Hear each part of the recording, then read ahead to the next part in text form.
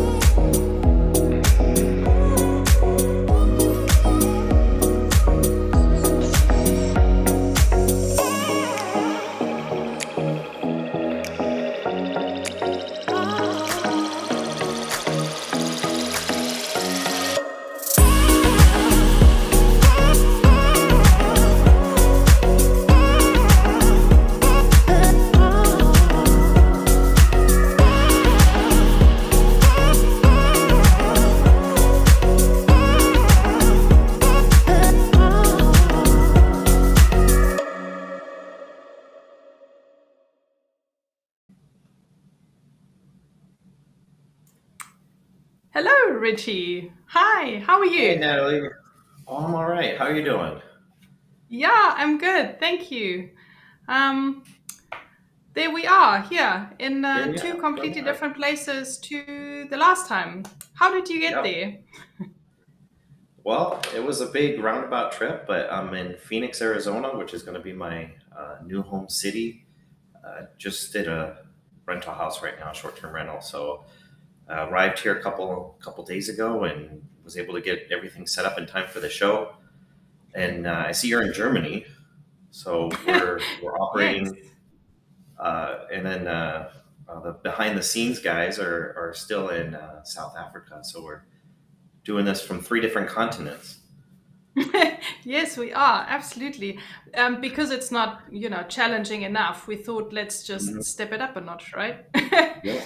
Yes, I'm sitting here in Germany at the moment, and yeah, I've been traveling. I'm visiting my sisters. I'm in a different setup today, as you can see, and it's really weird. I am in my show as a guest, and yeah, not in my studio as always. So that's very different. But I am super happy to be back and to be chatting. And yeah, and Richie's got this long road trip he's got behind him. So it's, lots of catching up to do. Yeah. Whoever's watching, you can, let us know if you're there and send us your questions.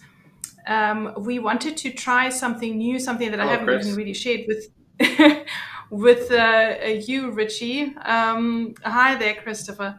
That we obviously want you to send us comments and whatever. And if you have a question, also later for the main show, if you can start it with the cue so that we know this is a question that you would like to get an answer to as opposed to a comment, then we can spot them easier in amongst all the comments that are coming through, and then it's easier for the team to put them on the screen. I did It's a not whole share team that with you effort. earlier, Richie. No, that's all right. And I just want to say thanks for everybody who's tuning in and taking time out of their busy day to come watch us chat and talk about film simulation recipes. And it's really amazing. People tuning in from all over the world. So let us know that you're tuning in. Let us know where you're from. I see David is tuning in. On time this Thanks for time. joining us. Thank you for Yeah. joining us on time.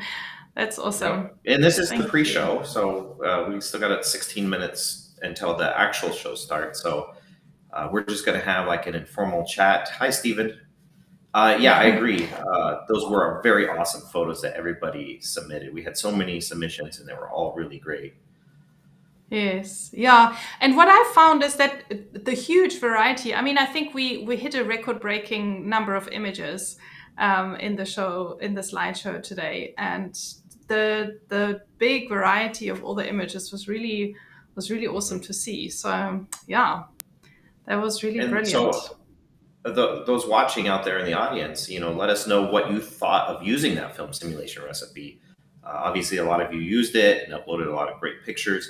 So, did you like it? Did it work well for you? What situations did you find that you liked using it in? And just type a little comment, let us know, and uh, we'd love to hear it. Oh, sorry that you missed this. Please do that next time. You have the opportunity again from tomorrow to send in your images. So please do join us. We absolutely love sharing all the images that get submitted. But more about that in the main show. Um, oh, hi, Robert. We made some of your images yours that are not yours. That's interesting. Okay. Hmm. All right, interesting problem we've not had before. We will check that out. Maybe we will find the owner of the image with the red umbrellas.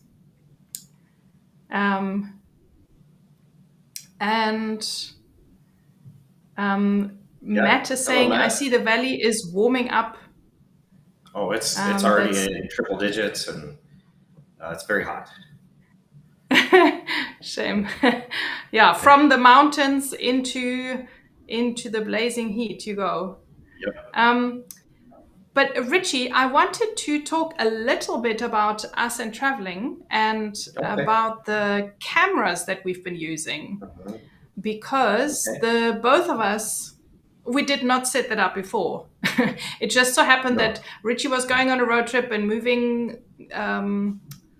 states, and I was Mhm. on the way to my annual trip to visit my sister, all at the same time, and we have both been traveling with the XE4. Yes. And I thought it would be cool just to chat for a few minutes about the camera, since Okay. we're traveling. It's a really cool travel camera, just to Mhm. share with the audience what we kind of thought and what we really like about the camera and the setup, etc. Yeah, absolutely. Yeah, I love the XC4 for its compact size and that it fits really well in a camera bag I have. That compare it and the X100V fit really nicely into it. So it works Mm, really well for me in that way. There's some things yeah. about it I don't like, but I moved past that and just deal with it. Yeah. I also, So it's so funny. I mean, the camera, most of the cameras are really relatively compact, looking way mhm, back as to, where we've moved from.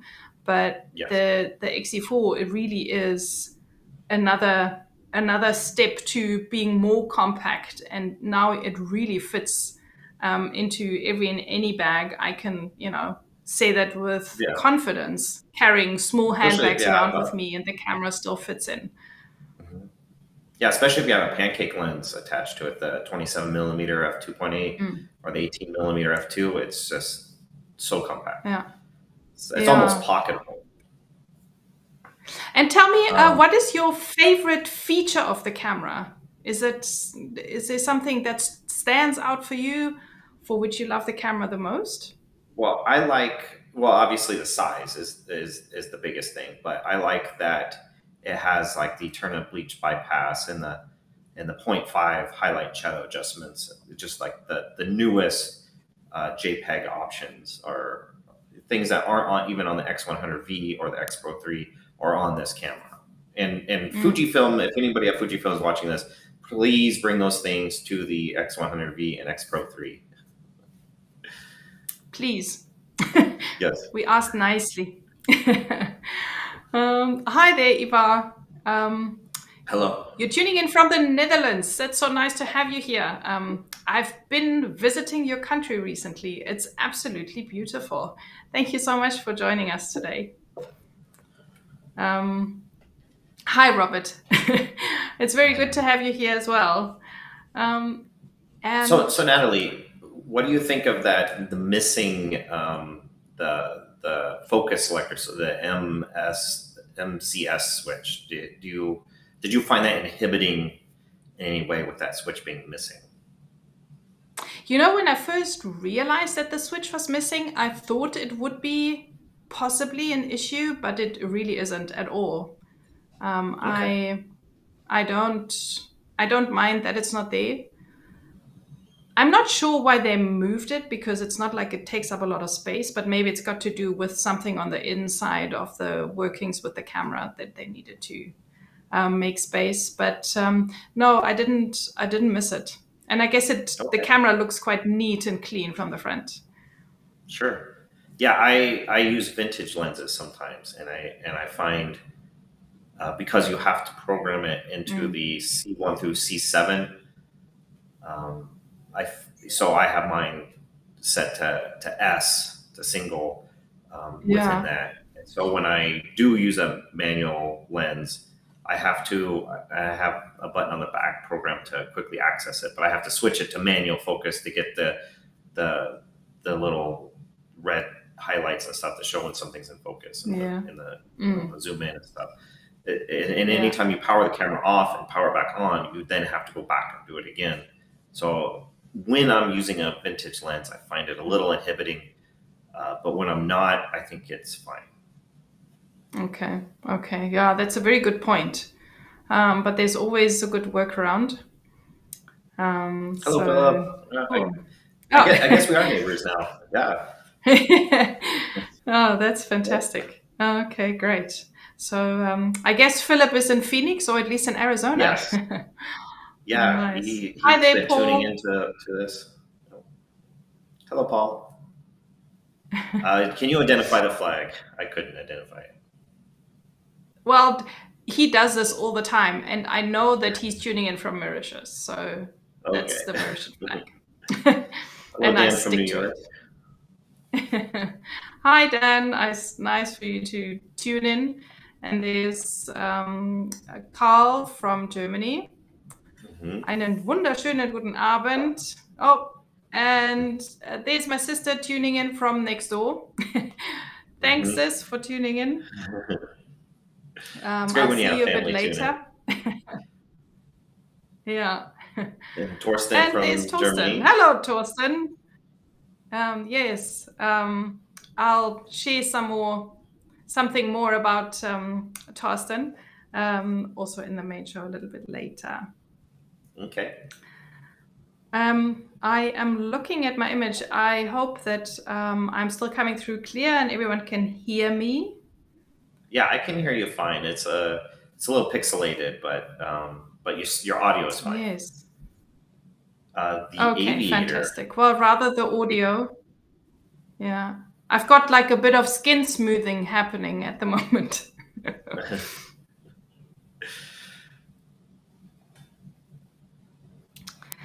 I would also like to check, like I said to everyone, I am not in my studio, so I'm, really far away from the crew in the background.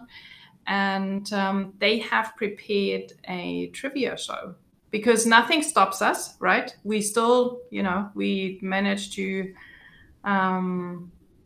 get through with the program no matter what. And someone we could have taken vacation the last 2 months and taken the shows off. Trivia question. Oh, here we go. Yes. Here we have the question, and the question is, in what year was the first color photograph taken? In what year And I guess was the this is first why I'm coming to you now in color. Yeah. Oh, yeah. Yeah, I didn't even notice. Yeah. So that is. Do you have a guess, Nathalie? That is a really cool question. I have a guess. Go for it, Ritchie. I want the audience to guess. Let us know what year you think the first color photograph was taken. Me and Nathalie don't know, so we're going to take guesses as well. And then before the show starts, we're gonna give the answer. So I'm going to guess 1897. Okay. So must I take a guess now as well, or should I guess? Sure. Yeah, let me take a guess now as well. So Ritchie's saying 1897. So I'm going to say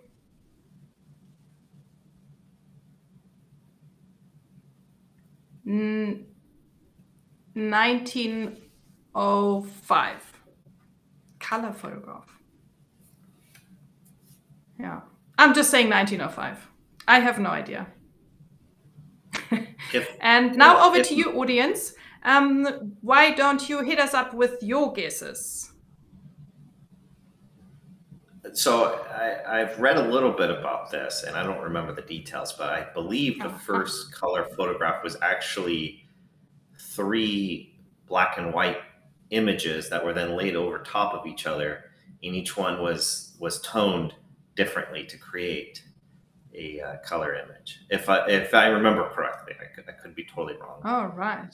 Okay. Christopher wants to know if Google is cheating.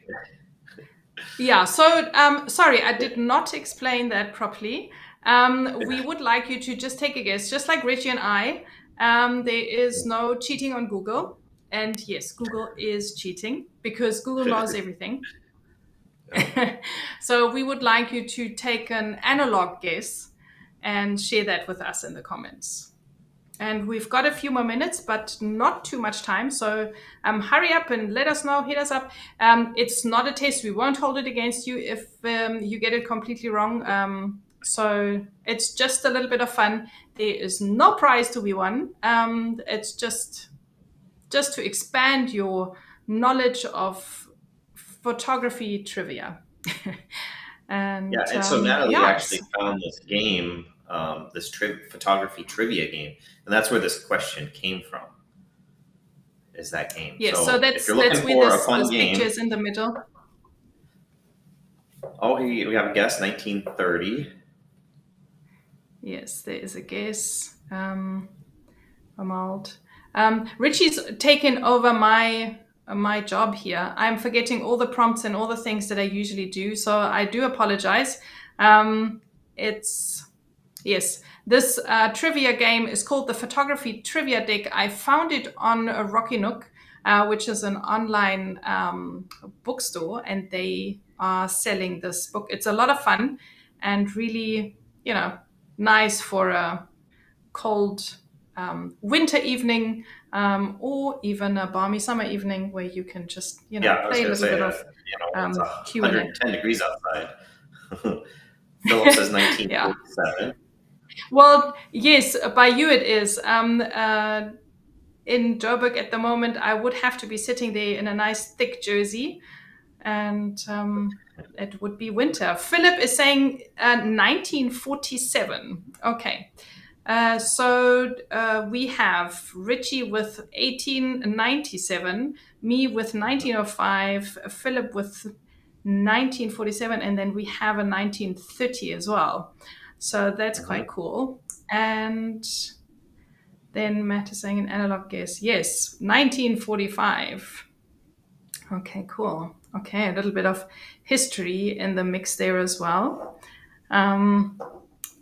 Excellent. Okay, how are we doing there for time? I think we need to wrap this up, guys. So if there's anyone else who has another guess, bring it quickly.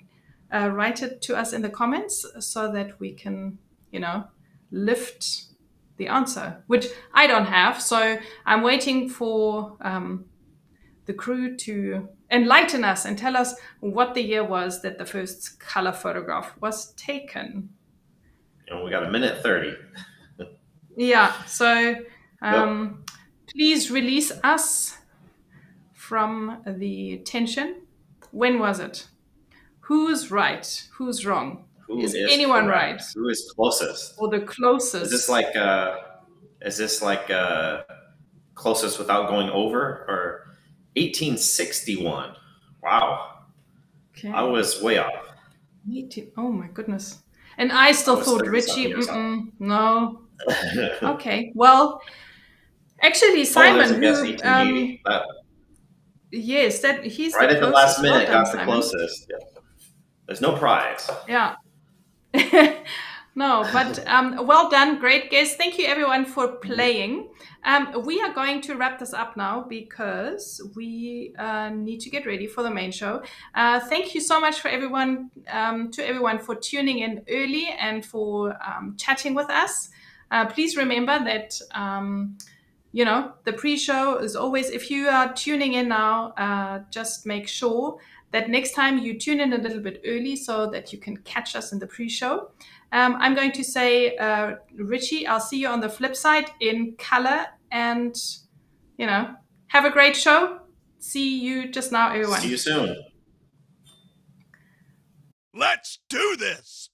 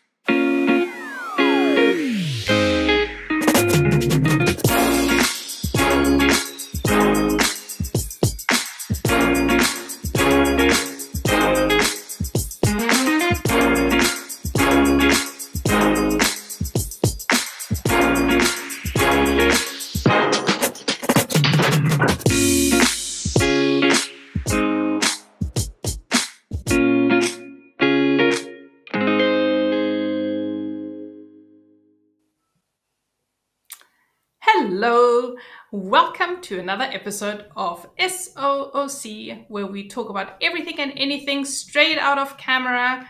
My name is Nathalie, and I am coming to you from Germany. I am in Mannheim at the moment, and I am coming to you live, as always, to talk to you about beautiful JPEGs that you can create straight out of camera with the help of awesome recipes created by Roesch from Fuji X Weekly.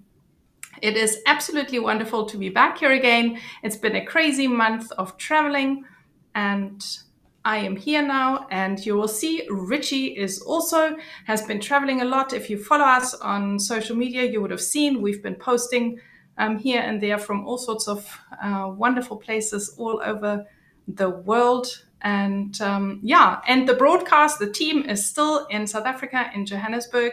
So we are broadcasting from 3 continents all at the same time. So it's an absolute honor to be able to do this and to still connect with you here today, this evening, this morning, this afternoon, depending on wherever you're tuning in from. Please let us know where you are tuning in from. While I get some admin out the way, hit us up in the comments and let us know. I hope you have lots of questions for us. If you do, please let us know. We can't wait to chat to you and to answer them. If we don't answer them straight away, at some point in the show, we will, make a point of getting to those questions. If you are new here for the first time, SOC is a live show that happens once a month on the second Thursday of every month, where Ritchie and I come together and we chat about one recipe that he created at a time. We ask the viewership to shoot with this recipe over the month until the next show, and then share them with us live online to upload them so that we can show what can be created with those recipes. And then we, go on and introduce the next recipe. We've got some tips and tricks that we share and some other recipes that we point out that you can use. And then we give away a 12-month subscription of Fuji X Weekly's app that you can win if you submit your images. So this is really what it's all about. And, I'm not here alone. I've got Ritchie with me. So let's bring him in as well and say a big hello to Ritchie. Hey there, how are you doing, Ritchie?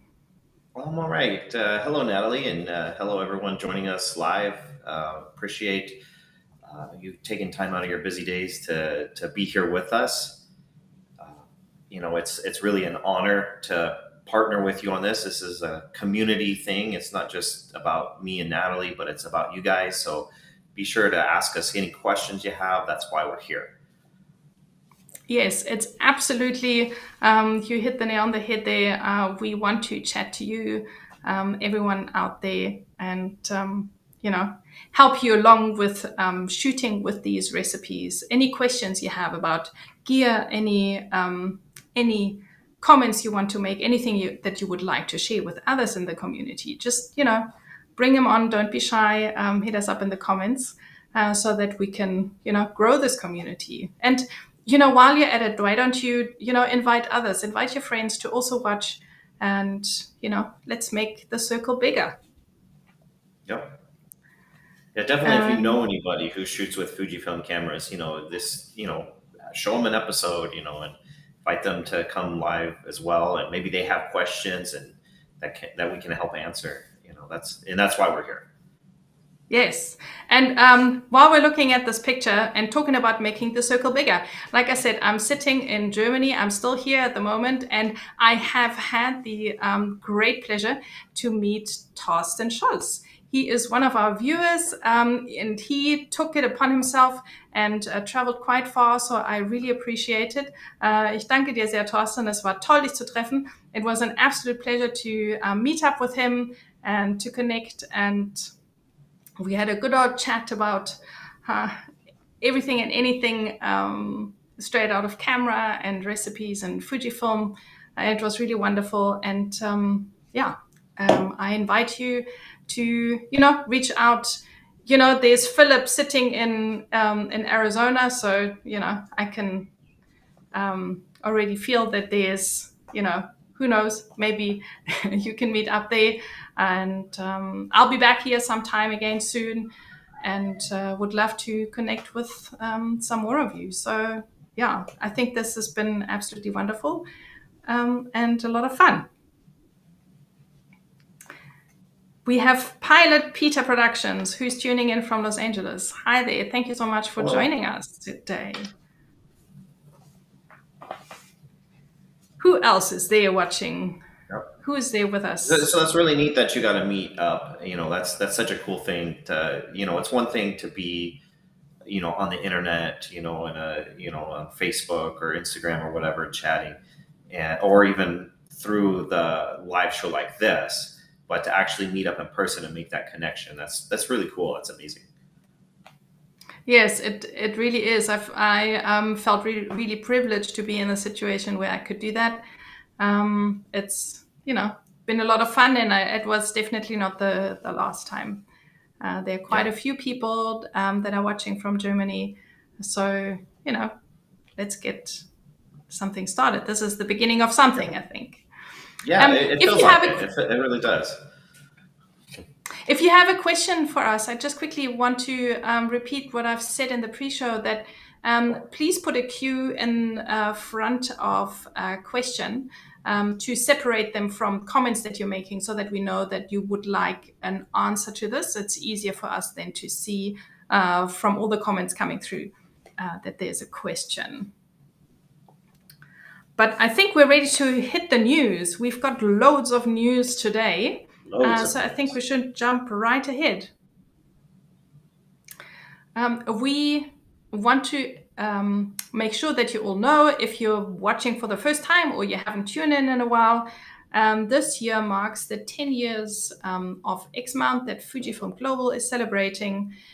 And they have a initiative online on all social media platforms with the hashtag 10 years of X-mount, where they invite all users to share their images with that hashtag on the social media platforms. And you could possibly get featured on their channel. So when you share your images, make sure you use that hashtag.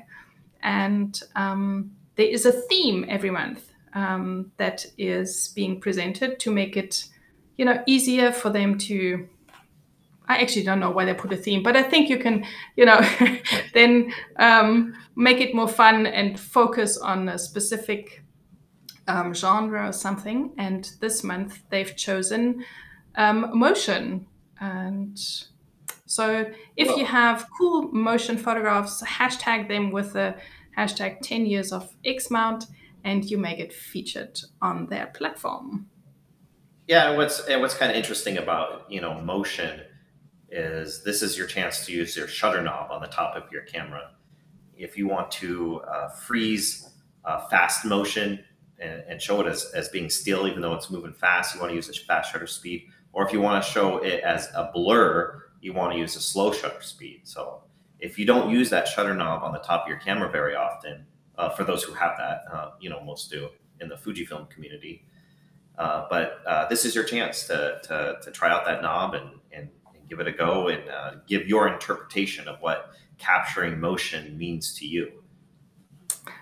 Very good point. That is a very good tip there.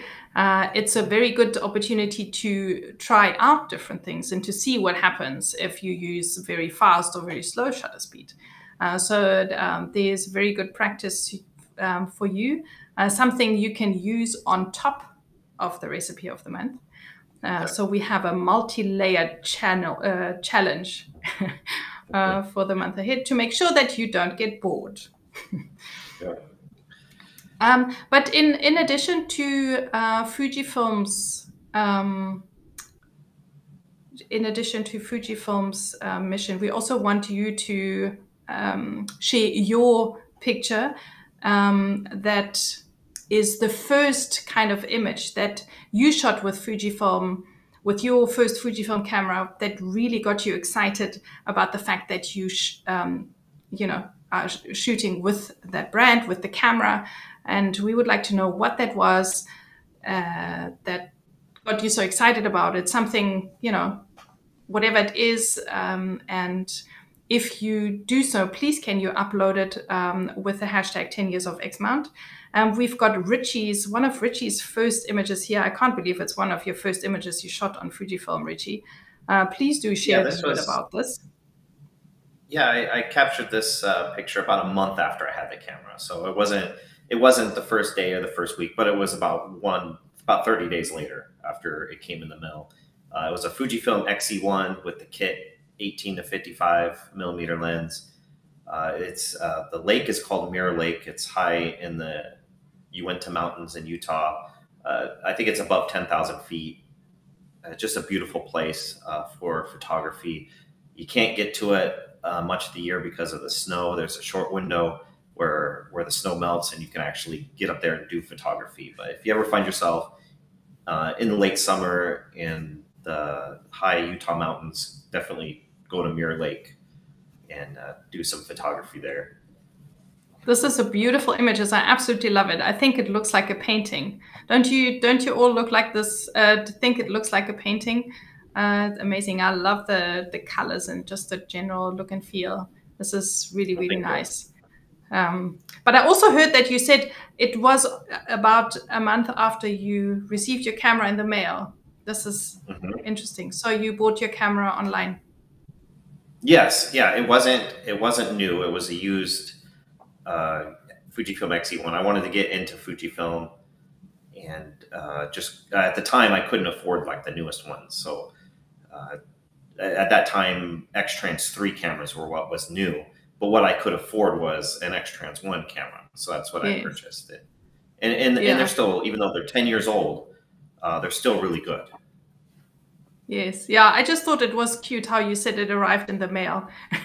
I just had to ask you because it's interesting. To me, it sounds like it was put in the letterbox. Anyway, I'm getting carried away here. You can tell that I'm in holiday mode. My brain is everywhere and anywhere at the same time. Oh. Producers in the background, please excuse me.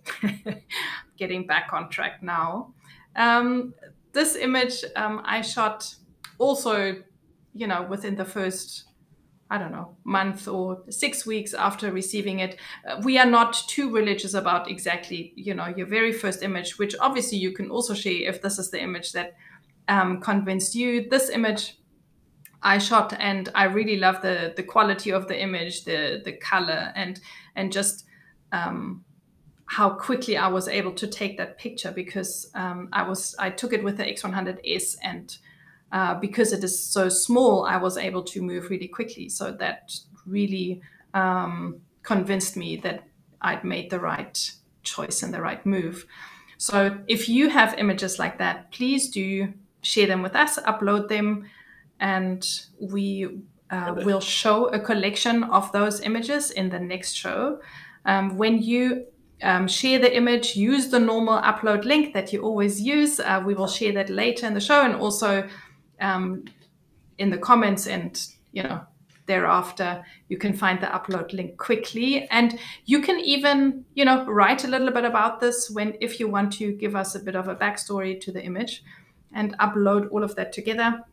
People do different things. They may upload a folder and put a Word document in it, or whatever it is that you want to share with us. We'd love to see what you want to share with us regarding this. If you have any questions about this, if we haven't been clear enough, then please do ask us in the comments throughout the show. No problem at all. And if you're watching this after we've gone offline again, we still obviously get all the comments, so we will definitely answer your questions there as well. Yeah, definitely. We're going to show it in the next episode, so make sure you get those pictures uploaded to us, definitely in the next few weeks. Do that. And to go back to your picture, Nathalie, that was a really stunning picture. Very great composition. Do you remember, did you use the built-in flash, the fill flash on that, if you remember? I remember that I didn't. Yes, okay. I did not. It looks really great. Yeah. That's a very nice picture. Thank you. Thank you. I was actually standing on a boat. I was on a tour of the bay in Walfish Bay in Namibia, and there was all sorts of bird life that was coming very close because now you're in the middle of the water. So, and I guess it was in the middle of the day. There was lots of reflection of the water. So maybe Okay. that's probably what gives it that look. But yeah, it stands out. It's really cool. Yeah, it definitely convinced me. Great stuff.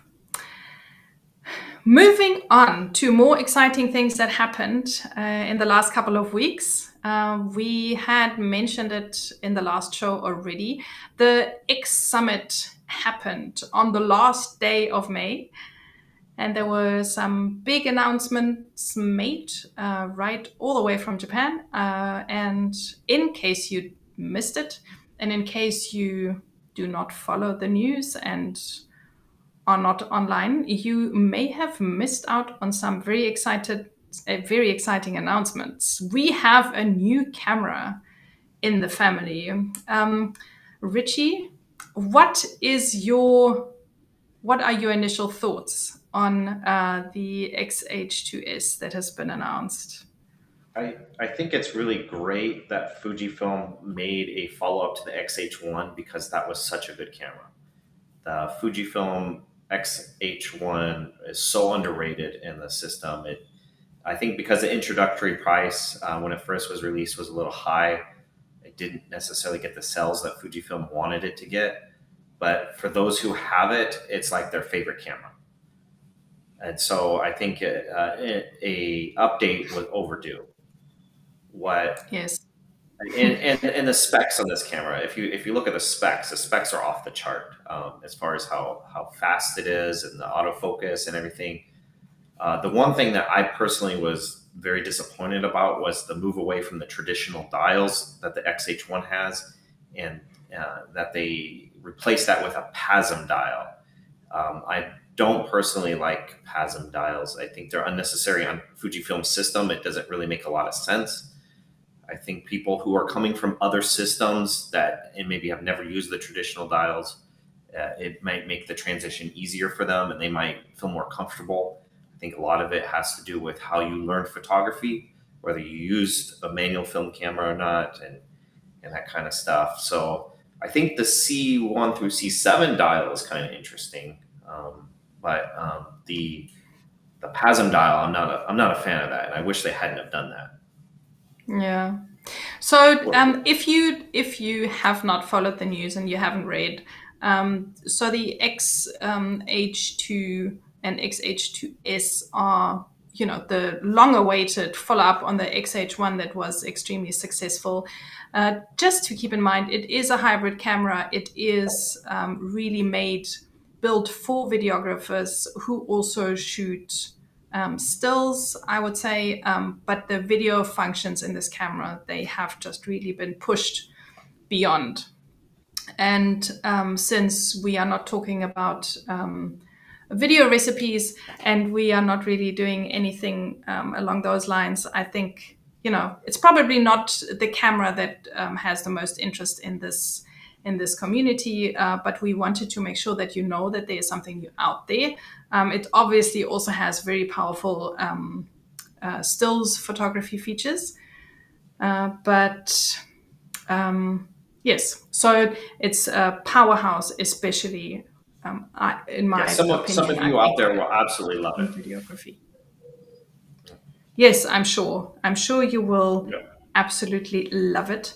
What I personally think is almost more exciting is that there is a lens that has been released that is an 18-120 lens f4. So a very powerful, almost all-in-one. It's a lens that could be very interesting for travel photography. Again, also with videographers in mind. An all-in-one lens is quite important, very powerful, and this seems to be a really good solution. And it's an f4 lens, so it's you know, not F4 too big, is not too heavy. yeah. Yeah, it's that's how they were able to keep it compact and light and everything. Yeah. And F4 for most people is good enough once you get into like low light situations. But if you have a camera like the XT5 XS10 or the new XH2S that has the IBIS, it's less of a big deal. So Yes. Yeah, absolutely. So I think those two, good option obviously for the travel. camera and the lens together, make a really great pair. But also for other cameras, I think, I mean, for me, I think, especially for as a travel companion, I think this is probably a really good choice. And what's really exciting about it is that it's got a power zoom. So that means that the lens does not protrude. It doesn't extend when you zoom in and out, which, is something that has been lacking from previous lenses. And I'm very excited about that, actually. Yeah, and that's a good point because for video, all those things make noise and stuff. So being able to reduce the noise that the lens makes when you use it is, if you're doing video, that's a big deal. Yes, absolutely. And then we have one more lens that was announced, which is on the long side. So finally, a long-awaited 150 to 600 powerhouse, which is styling a very sleek white silvery look, very different from all the other lenses so far. I was quite surprised to see that, but anyhow, that's just me. I'm a girl. I look at what it looks like as well. Yeah, so I mean, I saw quite a number of bird photographs in the viewers' uploads, and someone, shooting birds, wildlife, will probably be very excited about that. They should make a camouflage version of it. Pardon, Ritchie, sorry, I couldn't hear you properly. Oh, they should make a camouflage version of that lens, to blend in, because most of the people who will be using that lens are going to be wildlife photographers taking photographs, like you said, of birds or bears or deer or whatever.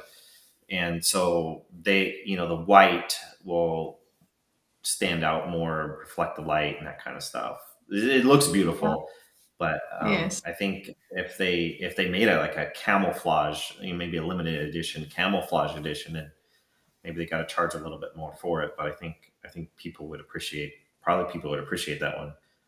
I did say XT5. I meant XT4. You caught me. I was wondering if anybody was Shame. People are that. listening. People are listening carefully. Yeah, I assume the XT5 will have IBIS, but the XT4 has IBIS. That's what I Yes.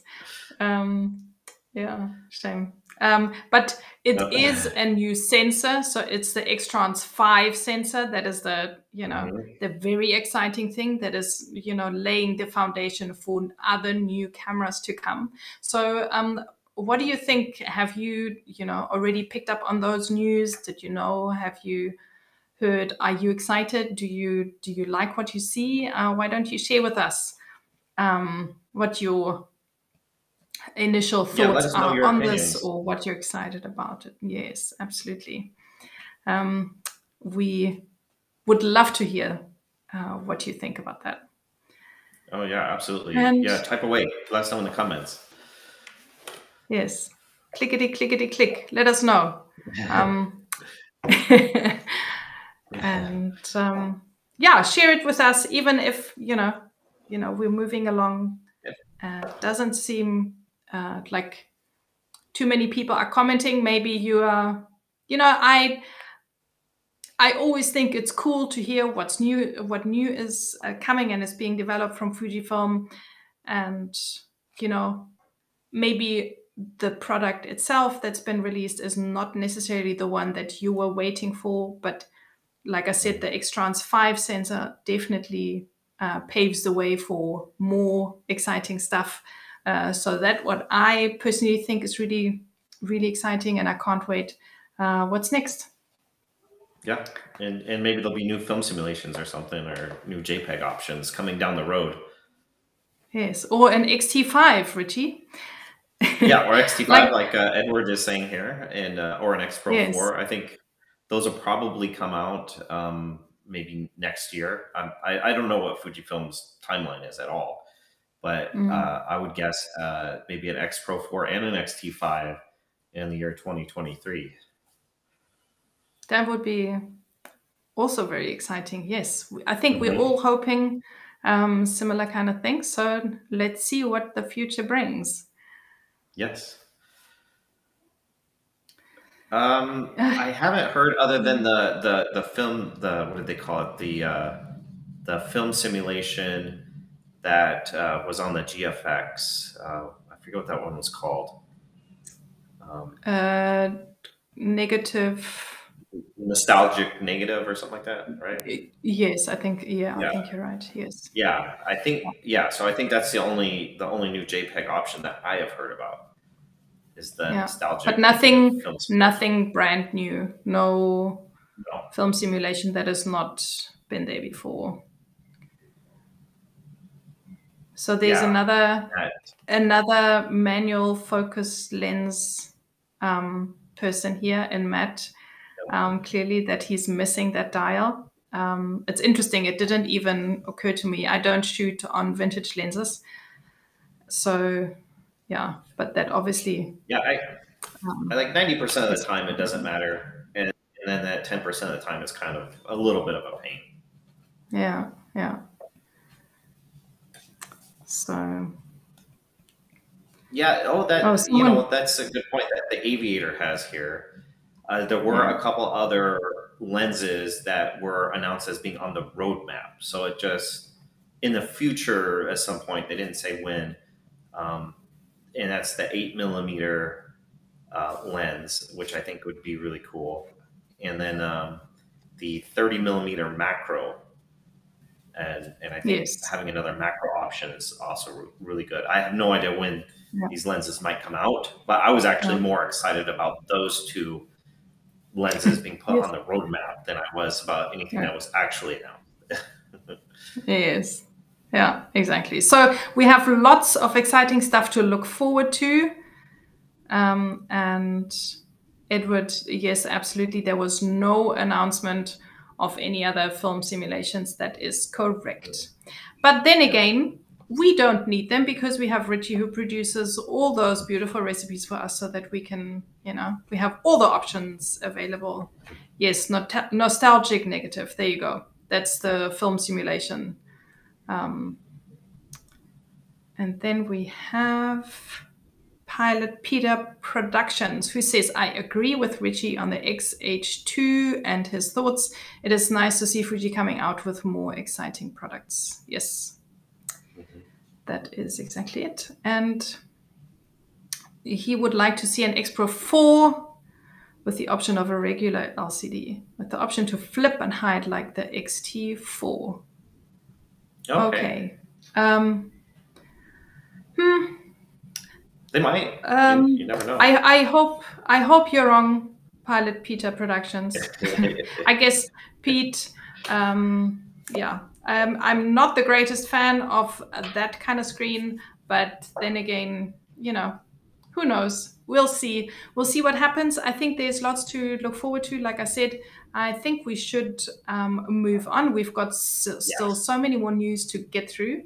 And I have this funny feeling that today is going to be kind of a long one, kind of like a travel bumper edition. Yeah, we're not going to make our time limit at all. Nope. No, we're not. Because the new news that I find a lot more exciting and that I want to Ritchie to tell us about is the new update on the app. It's received an update a couple of weeks ago, and there's some really cool, exciting features that have been added. And we've got some screenshots here, but also, a little bit of more of an animation to showcase what is new. Ritchie, can I hand over to you to explain? Yep. Yeah, so if you have the Fuji X Weekly app on your phone or tablet or whatever you have it on, and it didn't automatically update, you want to go in right now into the App Store. And, well, after the show, wait till after the show. Go into the App Store and update the app so that you get these new features.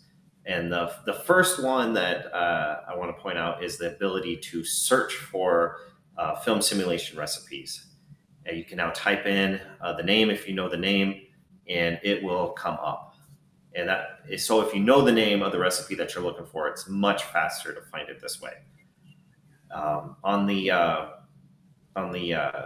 Okay, and then the next new thing, which is really a lot of fun, is the random recipe selector. So we'll be able to go in and have the phone, the app, pick a recipe for you. This is great if you don't know what you want to shoot with.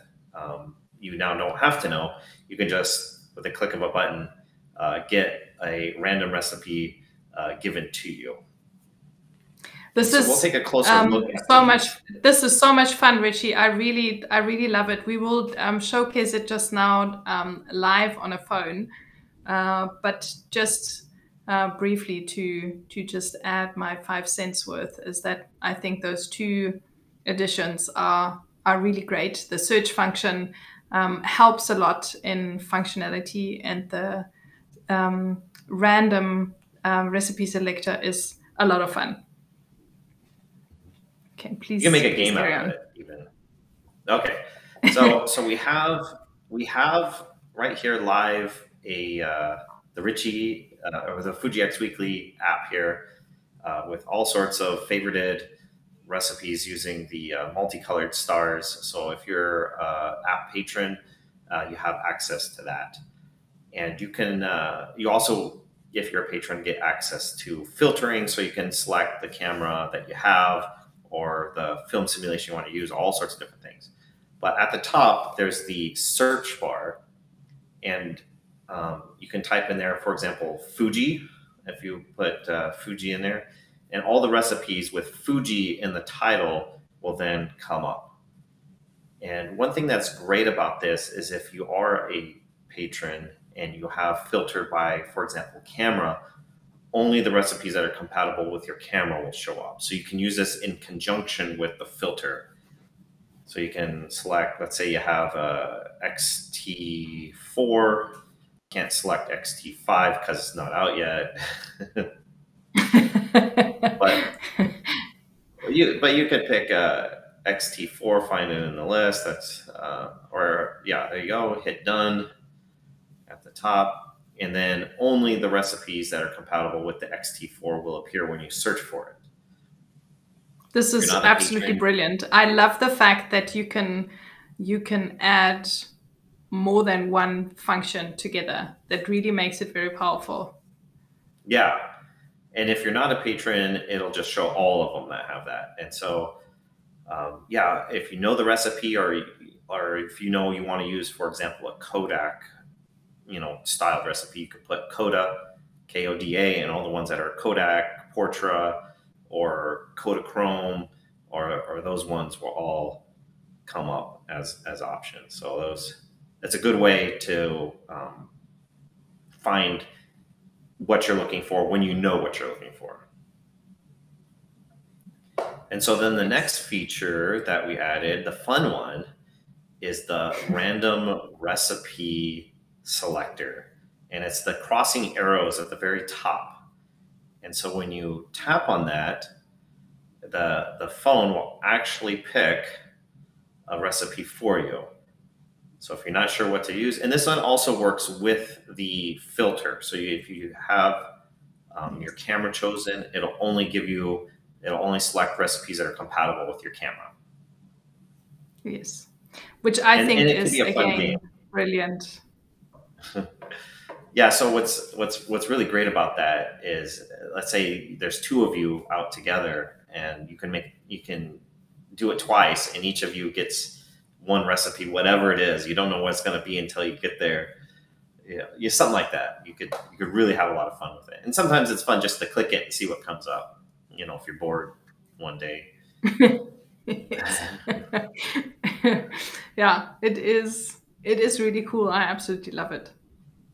Yeah. Yeah. So So if you haven't seen it yet, and if you haven't tried it out, I invite you to do so, and you will no longer be stuck for anything. You can, it's like it's calling everyone who loves personal projects to just go out there and then go into a location, and then you let the recipe be dictated by the app, and then you go out and shoot for the day with that recipe only.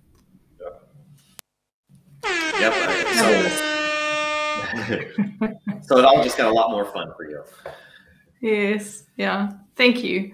That is very cool. And I believe there's also there have been adjustments that have been made in the sequence of the different parameters as they've been listed. Although it's like you shared with me offline, it's really tricky to find the sequence that makes the most sense, because it's just different on all the cameras and even if in the different view options. Yeah, I changed the order of the recipe parameters within the each recipe, and there's no perfect order, unfortunately, because each, like you said, each camera model is different, and then even within the same camera model, if you're trying to program it in the IQ menu versus the edit, save, custom settings menu, it's not the same order. I tried to make an order that makes the most sense. It's the most logical. I hope it's helpful. I hope it's better, and I hope it makes it a little easier to program recipes into your camera. Well, we appreciate all the effort and all the time and energy that you put into the app for us to, be able to use it easier. And as you can see by all the comments, people love it. People clearly have a sense of adventure, and they love the random recipe picker. Yeah. So a lot of people. I'm looking forward to seeing what other people do with that. Like if people are going to make videos where they use that feature and show what they do or something. I'm really looking forward to what comes out of that. Yeah, very neat indeed. Thank you, Ritchie. That is great. And we are not at the end of it, but almost. There's one more thing that I wanted to point out. I have an article that I wrote that has been published in the Fujilove magazine of this month that came out 2 days ago. So it's pretty hot off the press and has just been released. And it's an article that I wrote about the Fujicolor Pro 400H, and I invite you to go and read all about it. I went out and shot. I went into to a jeweler and photographed environmental portraits and shot her while she was working, and I did all of that with one recipe, only Fujicolor Pro 400H, loaded in my camera.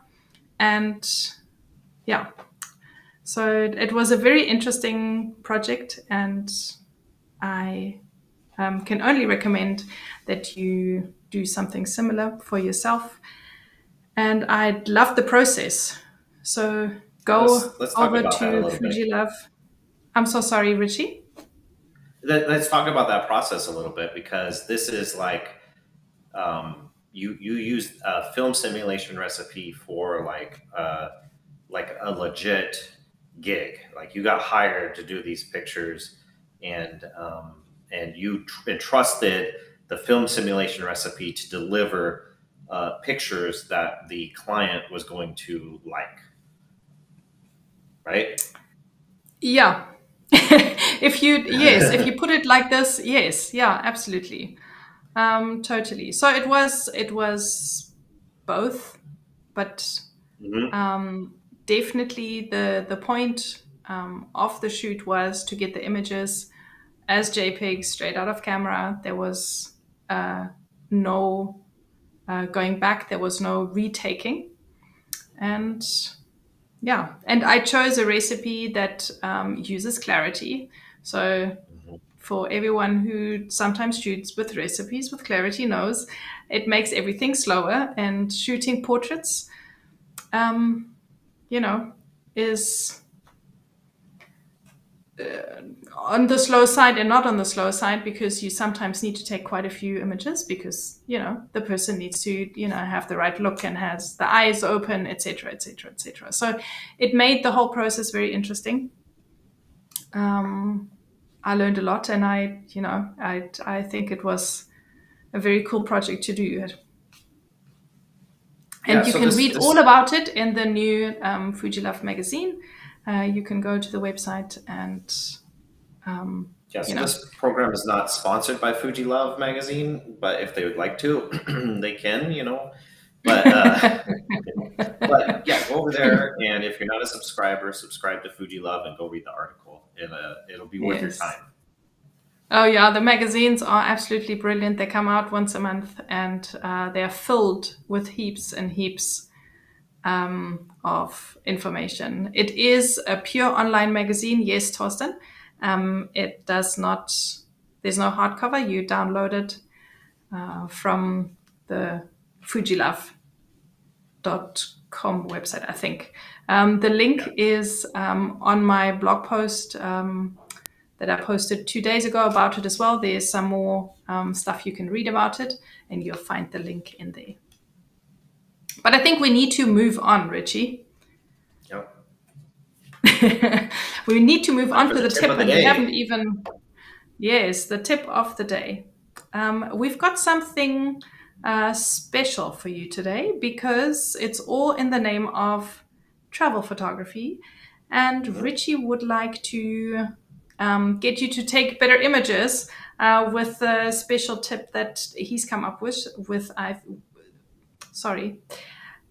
tip that he's come up with, which I think is very, very valuable input. So we're looking here at an image that he's taken. So over to you, Ritchie. Please do explain. Okay, so I think the easiest way to improve your photography is to photograph during the golden hour. And the golden hour is the hour right after sunrise, or the hour right before sunset, when the sun is low to the horizon. Sometimes it's not an hour. Sometimes it can be more than an hour or less than an hour, just depending on the conditions.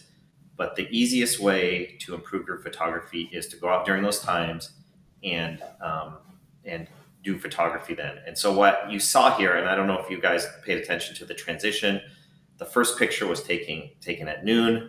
The second picture was taken just before sunset, and it's the same spot, the same location. I tried to match it up. I didn't use a tripod, but I tried to match it up as best I could, and you can see the difference from noon to just before sunset, when the light is really low to the horizon. It makes a big difference, and that's just that one simple thing of the time of day of when you go out with your camera to do photography can make a pretty drastic difference in the images that you create. Yes, like you say, we are capturing light, so the quality of light is very important, and depending on what time of the day it is, that can, you know, enhance or take away from the image that you take. Obviously, that is, you know, a challenge, because you need to be flexible enough if you are, you know, in one space, if you're in your hometown, or if you're wherever where you can, you know, plan the time that you go and visit. If you make a photographic excursion or a photo walk, then you can, you know, be a bit more deliberate about what time you go and shoot there, to make sure that you get the most and the best light and the most out of your shoots.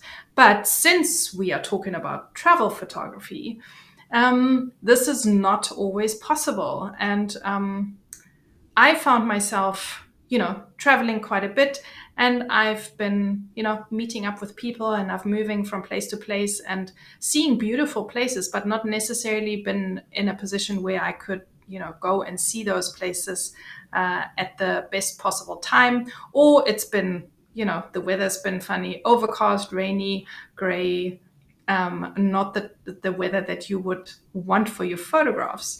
So I had the epiphany that I was in a place, the photo you can see on the screen here, and even though it's not bad, I, was disappointed because it wasn't, the light wasn't the way that I would have wanted it. And there was no way for me to get back to this point again.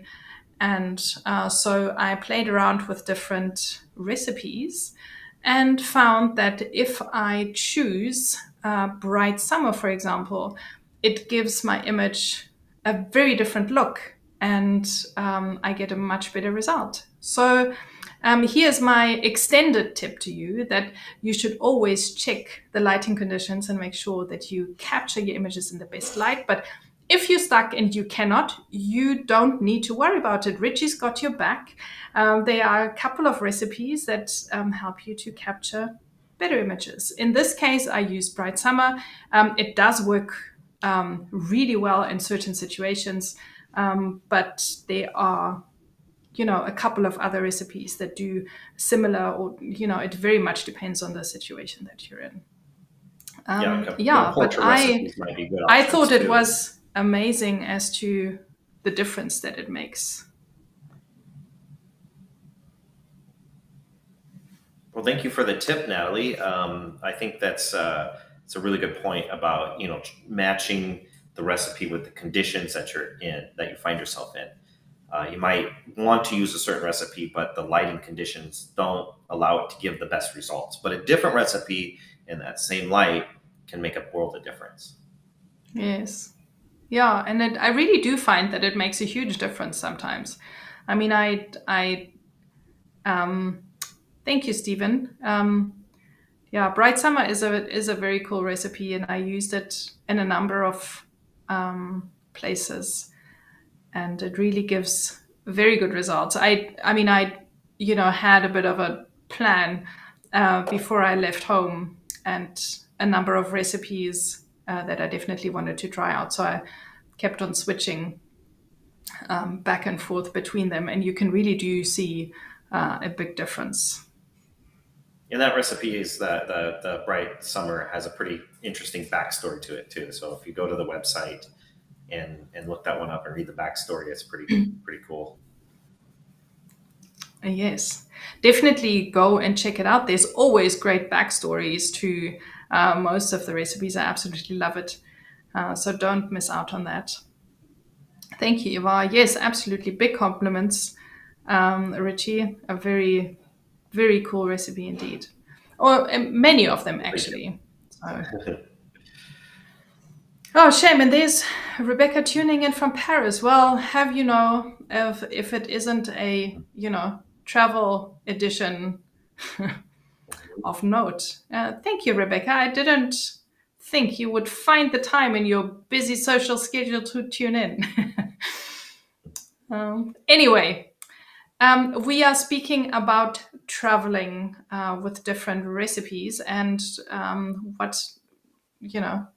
of course, we need to speak about travel photography for our recipes, and we have prepared a few for you that we want to have a closer look and see how they can help you, and how you can load up your camera to be at the ready for all sorts of different situations while you're traveling. Because you're not always, you don't always prepare for different lighting conditions, but maybe you want a recipe that works for most situations. I think this is, makes a lot of sense when you're traveling. You want something that, carries you through all sorts of different scenarios. Yeah. So, I've been using Kodachrome 64 and Fujicolor Natura 1600 recipes a lot during my travels, and Kodak Trax 400 as well. But we wanted to touch on some different recipes that we could recommend to you to try. These obviously aren't the only recipes that will work well for travel. There are so many, but if you're stuck and needing just a little advice, what to try, we recommend trying these. And the first one is the Ektachrome 100 SW for X-Trans 2 cameras. So if you have an older model, that's a good recipe to program in. Dramatic Classic Chrome. I use this recipe with a lot of success in the Black Hills of South Dakota, doing Mount Rushmore and stuff like that, and it can really do great results. It's for X-Trans 3, XT3, XT30, something like that. It's a really good recipe for that kind of stuff.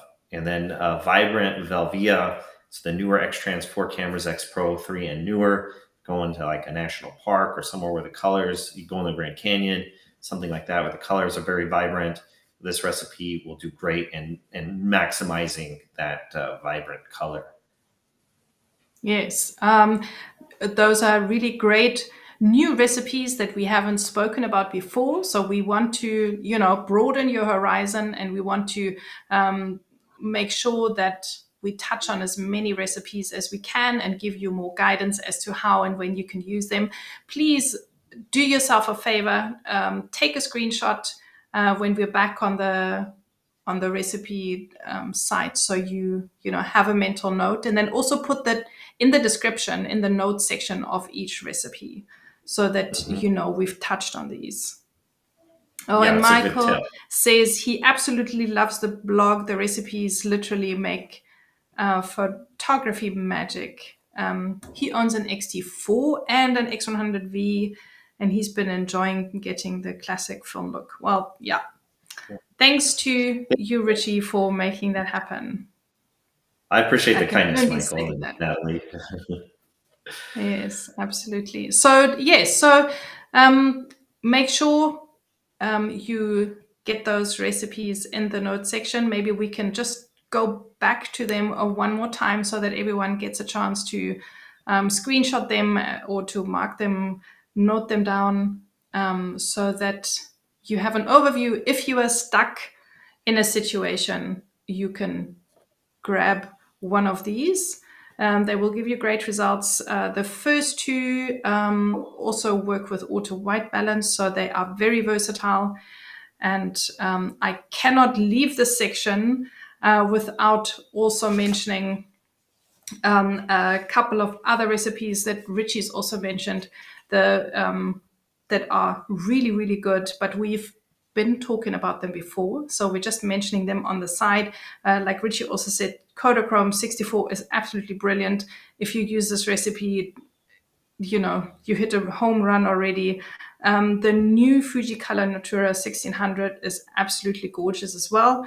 So if you have a newer camera, you will be able to enjoy this a lot, and it's great for travel photography. Our current recipe, Fujicolor Superior 800, also is brilliant. I've had lots of success with that recipe. And Bright Summer, like I mentioned before, are just some of the ones that I think are brilliant for that. And Torsten, I'm sure, mentioned this comment earlier. He's thanking you for the search function in the app. It definitely makes it more user-friendly. Yeah, absolutely. So there you have it as far as travel photography is concerned. And like I've just mentioned, Fujicolor Superior 800, our recipe of the month, is coming to a close with this. We have watched all your submissions in the pre-show, in our slideshow where we show all the viewers' images that you're submitting. If you haven't submitted, make sure you do next time around. The slideshow always gets shown in the pre-show, and we will also show it at the end of the show. So after we're finished, don't go anywhere, because you'll see lots and lots of pictures taken with the recipe for some inspiration and to give you a good overview as to what kind of images you can achieve when shooting with this recipe.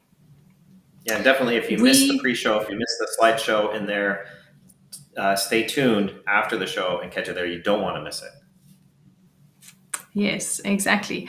And some of the images, this is one of Ritchie's, to give you an introduction to this recipe. Ritchie, this is one of yours. Yeah, so I captured this. This is in Texas. It's Lake Lavon. I liked, it was a really windy day, and I liked how these little purple flowers are blowing in the wind. And I used the recipe to kind of showcase the blues and the greens. That the recipe does really well with those particular colors. So it seemed like the subject matched the recipe pretty well. Yes. Yes. And in general, water scenes, I think, you know, blues, skies and whatever, it does do really well. And in general, I find, you know, like with this scene, it just brings it together, even though there wasn't really much that was going on. I found shooting it in this recipe just, you know, gave it a pleasing look, a bit of a warmer look. So I really enjoy doing that. Yeah, I think on cloudy days, overcast days, rainy days, this recipe just, that's when it's perfect. And this picture here actually used a vintage lens for this, an old Pentax lens. But capturing the birds and flights, the same lake a little bit further down. You can see it's overcast, and yeah, just the recipe does well for kind of just the colors that are there. It wasn't a vibrant day, it wasn't a vibrant scene, but the colors are there, come out, render pretty nicely with this recipe. Yes, exactly. That's what I like so much. Is like it's giving everything a bit of a color lift and brings it all together when you're shooting in this. Yeah, that's really cool. Just like in this scene as well. I was on a bicycle while riding past this boat. So I'm glad I had an XE4 that was able to, you know, pull that off. But I found, that this recipe just worked. It was cloudy and the clouds were moving fast, so the light was constantly changing. And then with Superior 800, I was, you know, able to get kind of like a consistent good look result. Yeah, it's a good thing you didn't have an XT4 or anything like that. That's bigger. You probably wouldn't have taken it with you on your bike ride. Yes, yeah, I was. Let's not go there. Although we were cycling really slow, it was in the Netherlands, and you know, it's like really easy cycling there, so I was safe. Yeah. But anyway, I think there's more images still. One more image. No, that's our sample images. And as always, we choose 3 of our like favorite images, something that captures the eye when we see all your beautiful submissions. Just from the recipe perspectives, some images that, you know, really make the recipe shine, something where we think this is something to point out, the quality of the recipe that really comes through in some of these images. They are not a photo crit, so please don't think that, you know, the images that we are choosing, or if we are not choosing a certain image, it's got nothing to do with the quality of the image. But we cannot show all the images in the show, because then the show would probably be 3 hours long. 2 hours long, yeah. So we have to make compromises somewhere. And so we have a couple of the ones that caught our eye. Yeah, and so this one was from Dan Allen, and it caught my eye because of obviously the waterfall and rainbow, but more specifically the greens and the blues that we talked about. You know, they come out real nicely, and I know, as if you're watching this at home, it looks like those highlights are really blown out. That's just a product of YouTube and stuff. It's not like that if you saw the actual picture. But the recipe just works really well for those kind of situations where you have a lot of greens and you have those blues and stuff. And it's a wonderful picture by Dan. Yes, it's a stunning capture, and I love the composition and a really good application of that recipe. As is the next photograph, which was submitted by Matt Grace.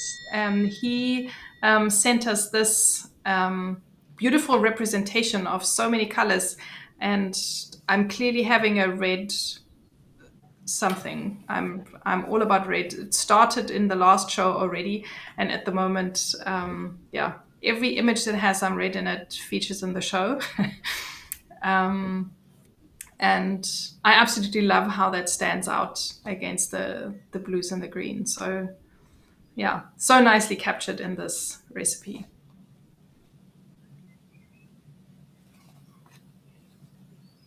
And then Ralph sent us a bunch of pictures of this abandoned, it looks like abandoned industrial complex. I don't know where it is. If you're Ralph, if you're tuning in, let us know in the comments where this is. If I'm ever wherever it is, whatever town this is in, you'll definitely have to take me to go see this place, because I am a sucker for abandoned places and abandoned industrial places. I really love that kind of photography. And so this image stood out in the series to me. There was a couple of them that I kind of debated between the show. But I like the locomotive down there in the bottom right corner, and kind of all the things, all the industrial parts kind of pointing towards it. And that's highlighted in that light. It has nothing to do with the recipe, although the recipe does seem to do really well for this image. But yeah, Ralph, let me know where this is, and then maybe someday you can take me there. Nice. Yeah, really well done, Ralph. Thank you so much for your submission. And yeah, really well captured.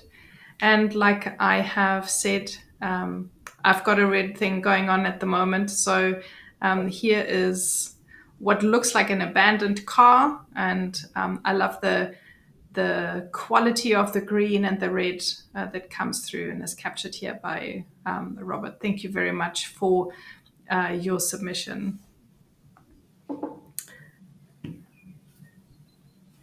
And then I think there's a few more.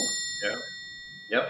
So this image is kind of cool, of this lake scene in the canoe or whatever kind of boat that is back there, in the reflection of it. But you get this little pop of yellow in this bright yellow in this dark lake scene, and just how the recipe handles that is kind of what I wanted to highlight here.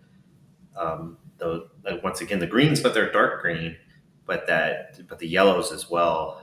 Just how it really pops and draws your eye to that spot. The recipe seemed to be a good match for the scene. Yes, yeah, I absolutely love it. It's really smart the way this is captured. Mm-hmm. Well done.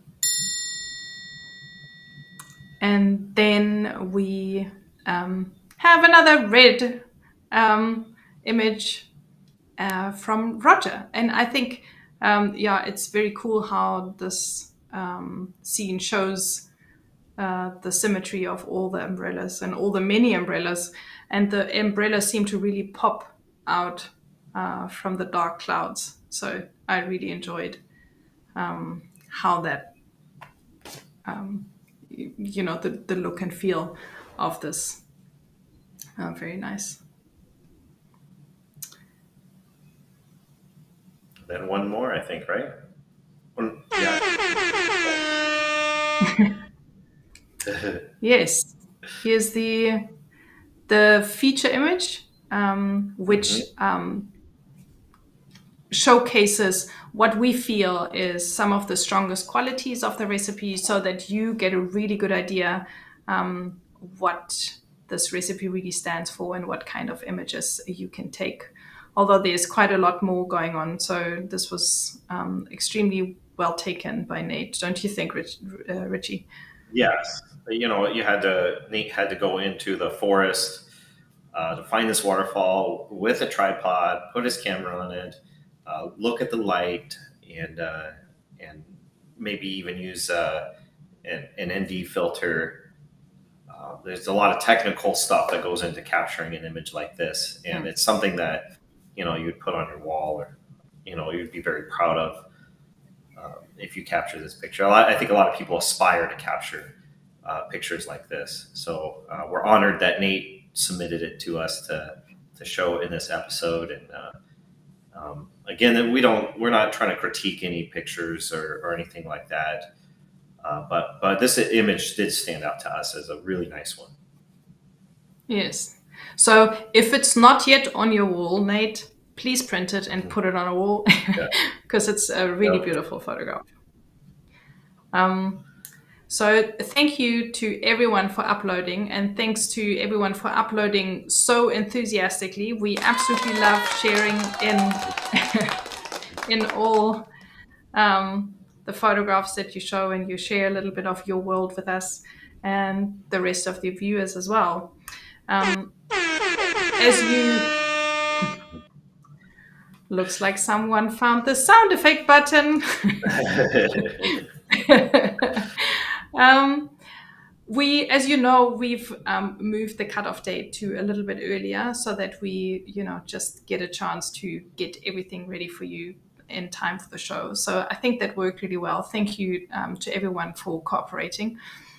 And I would like to just give another shout out, or rather more of an explanation, that we would like for you to share with us your favorite images. So a number of you share with us 1 or 2 or 3 different pictures, which we think is, great. And then, others share quite a few more images, as you will be also seeing in the slideshow. And we are getting to a point where the slideshow is getting like really long. So we think if you share 3 images with us, I think that's kind of like, a good point where we say, 3 images is great. It doesn't only have to be 1. It can be more if you think that you have different kinds of images that showcase something very different, a different quality, or something that you really like, and they're different from each other. So we, get a nice big breadth and variety of images that we can showcase. So I guess what I'm saying is that all you eager beavers who are sharing loads and loads of images, we absolutely love that. And if there's something that you want to communicate to us, then that's cool. But then maybe make a note that there are certain images that you would like to, feature in the slideshow, and everything else is, for the purpose of sharing something else, so that we know, what you want featured in the slideshow. Am I making our point clear, Ritchie?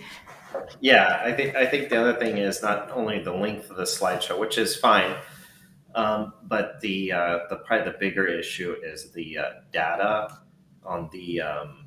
We have limited data for the upload folder, so if somebody submits like a ton of images, we can reach that data limit, and then somebody else comes to upload a picture and they can't because it won't allow them until we go in and remove some pictures to free up some space. So, I guess the point is just to pick your favorite. If it's only 1, if it's 3, if it ends up being 5 or something, that's fine too.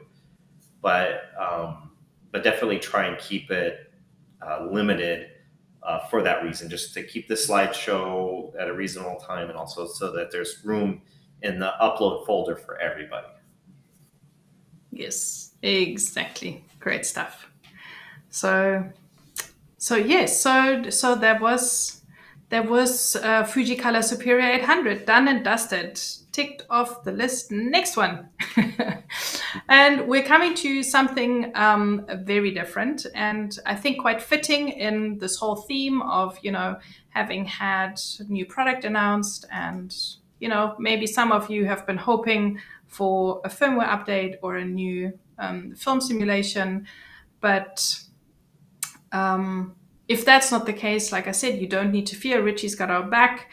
And if you have any comments on that, or if you want to share anything with us regarding this, or if you have questions about that, or this film simulation, the other one, our process, whatever, drop us a comment. If it's a question, start with the Q in the question so that we know you'd like an answer to that. And it helps us to just spot that a bit easier in amongst the comments. And yeah, but speaking of, the different film simulations, there are cameras, as we know, that do not have Eterna Bleach Bypass. And that's a great pity. But Yeah.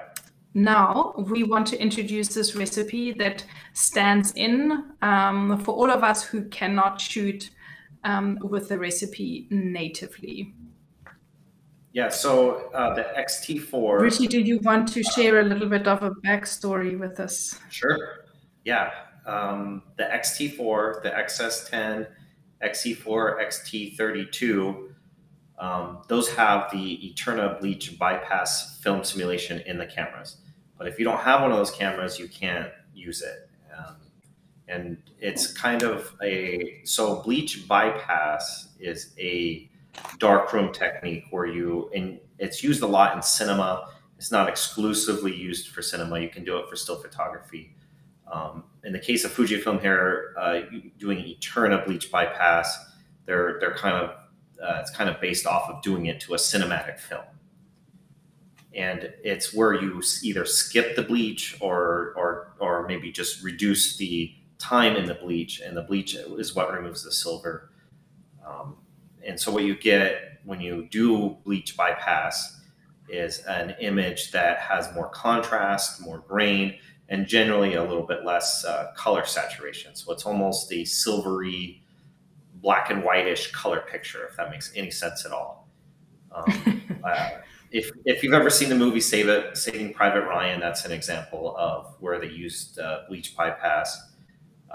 Bleach bypass can have a ton of different looks depending on the film that was used and exactly how they did the bypass. If they actually skipped bleach entirely, or if they just did a light bleach, shorten the time, or it can look very different. But the Eterna Bleach Bypass film simulation in the cameras that have it, it's really cool. I like it. I've made some of my favorite film simulation recipes use that. But since most cameras don't have it, I was able to kind of replicate it using Pro Negative Standard. So if you have an X-Trans 3 camera, X-Trans 4 camera that doesn't have the Eterna Bleach Bypass, no worries. Use this film simulation recipe instead, and I think you'll be happy with the results. It's definitely a higher contrast, lower saturation look that you get out of the cameras. Yes, and you mentioned the cinematic look that the images get. I think you get a lot of that kind of a look and a very desaturated kind of an image from it. Mm-hmm. So it's a very interesting new recipe to try out. And we have a video that we've come across that was put on YouTube by Harmit Garba, and we have not yet gotten permission from him to use the video. So we are just showing a preview of it, but you can go to his YouTube channel and you can watch it there. He basically compares the different native film simulations in the XE4. So he shows you the different qualities and the way it looks, and Eterna Bleach Bypass is obviously one of them, as you can see here now. So it's really good for you to get an overview as to what it natively looks like when you shoot with it, and what Ritchie's recipe is, trying to emulate. So that's the kind of point we were making. So Hamid, thank you very much for creating this recipe. Go over and, watch the full video on his YouTube channel, and, support the guy, give him thumbs up, and subscribe to his channel, because there's quite some interesting stuff that he creates. It's a good way if you're not sure what Eterna Bleach Bypass looks like in comparison to the other film simulations. Go to watch the video and you'll see exactly the difference. Yes, so that's very valuable indeed. And then we have one of your sample images here that we're looking at that you shot in your recipe, Ritchie. Yeah, unfortunately, I was lazy and didn't bring a tripod and ND filter with me when I found this little waterfall. But yeah, so I used the recipe to really showcase the contrast of the light that was there. I think the waterfall would kind of blend in with a low contrast recipe. So using a high contrast allows those highlights to really stand out against the blacks. Otherwise, that water would just kind of blend into the rocks and be a lot harder to see. So that's a situation where a recipe like this can make a difference. Yes, really nice contrast, and you can pick up that almost little bit chromy, silvery look on the rocks as well. Yeah, and here is one of my images I shot as I took off on my nice long holiday here in Germany. That was still in Johannesburg, and yeah, I just love the look and feel of the image and the big puffy clouds against the moody sky. So yeah, another example of what you can shoot. You got the runway line there straight. You know, that's always a challenge when you're moving at 200 miles an hour, however fast the airplane was at that moment. Yeah. Well, in all fairness, we weren't going all that fast yet. We were moving, but not that fast yet. But luckily, I've got my electronic meter in the camera, so I've got a bit of help. I use that a lot myself. It's very helpful because without it, I think it's straight, and then I look at the picture later, and it's like, how did I get it so crooked? Yeah. Yeah, in the excitement of the moment, that does happen, right? Yeah. And so this was beautiful purple. Yeah, this was just at like a little outdoor mall, and it was just a potted plant there, and it was in the shadows, so it was really even, kind of dull lighting, but because of the high contrast recipe, it stood out. Yeah, I love those two colors together. Using a high contrast recipe can make a big difference. Yeah, very nice indeed. And I found another boat. And red. Yes, exactly. Yeah, please forgive me if you get tired and bored of that. I'll work on finding another color for the next show. But at the moment, I'm clearly in my red phase and my boat phase. In all fairness, I went to the Netherlands. There's lots of water and lots of boats. And this is one of them, and it's an Eterna Bleach Bypass, and I like it a lot, what this recipe does with it. So thank you, Ritchie.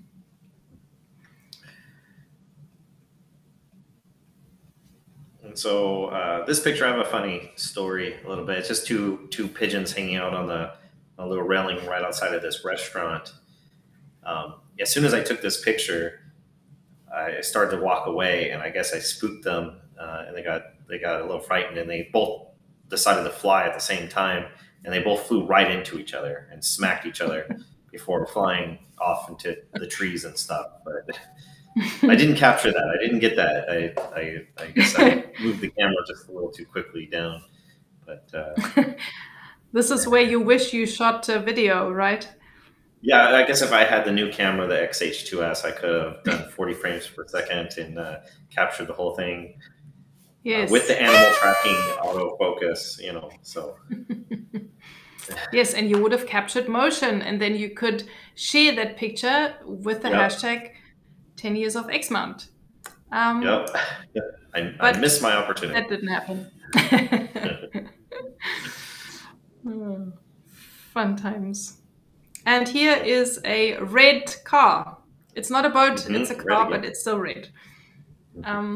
Yeah, it's an old timer, and there was a whole procession of old cars that was driving through this little town, and it was the most amazing display of cars, and the people, they were all dressed in these beautiful vintage outfits that was so fitting. and they captivated me so much that I completely missed the opportunity to take lots of photographs. I actually still can't believe that it happened to me. But yeah, but I caught this one. It was the very last car in the row, so at least I got, you know, I got something. And the car was red, so what can I do? So I want to point out something with that picture. I don't know if a lot of the people watching it caught this, but the lines, especially on the edge of the frame, it's easy to not pay attention to the corners, the edges, and just pay attention to what is in the middle of the frame. But you have that light post that you used to fill in that space on the right side, and then even on the left side, you're able to use the line from there for the curb, and you paid attention to those details of the picture. And so that would be a bonus tip of the day, is to pay attention to the edges and the corners and stuff when you capture photographs, because they're very important to the composition. Yay. You're collecting some extra points for this one, Ritchie. Yeah. Yes, I think it's my pet peeve, you could say, is the verticals. They just need to be straight. And you may not necessarily notice it all that much if they're a little bit skew sometimes. I mean, not in this case, but in some images. But you will definitely improve your images if you pay attention to the verticals. Mm-hmm. So thank you. Yes, very good point. And there you go. That's Eterna Bleach Bypass. So please, everyone, can you dial that into your cameras and start shooting, and share with us what you get, and let us know what you thought of it. Please take a screenshot of this. There's your upload link and the QR code for you to get to the upload folder. But don't worry, we have the link also in the description, and we will share the upload link also in all the other places where we usually post, and on Ritchie's and my blog. So make sure that you get your submissions in by the 12th of July. So that's 2 days before the next show. We would like you to have uploaded all your images. You can start from tomorrow. The upload folder will be ready for you, and you can start shooting, start sharing, and don't forget your submissions for your 10 years of X-mount as well. And we can't wait to see what you come up with. And if you have any questions regarding this, if there's anything else that you would like us to cover, if there's anything that you come up with later, if there are questions that you want to ask us, you're more than welcome to come back to this live stream and, write it in the comment section. Sometimes it's maybe, a little bit confusing. There are quite a number of platforms where you can communicate with us, and Ritchie's and my blog is definitely an option. Instagram's an option, but you can also comment in the comment section on the live stream. Wherever it is, we will definitely answer whatever it is that you would like to know. Isn't that so, Ritchie? Yeah.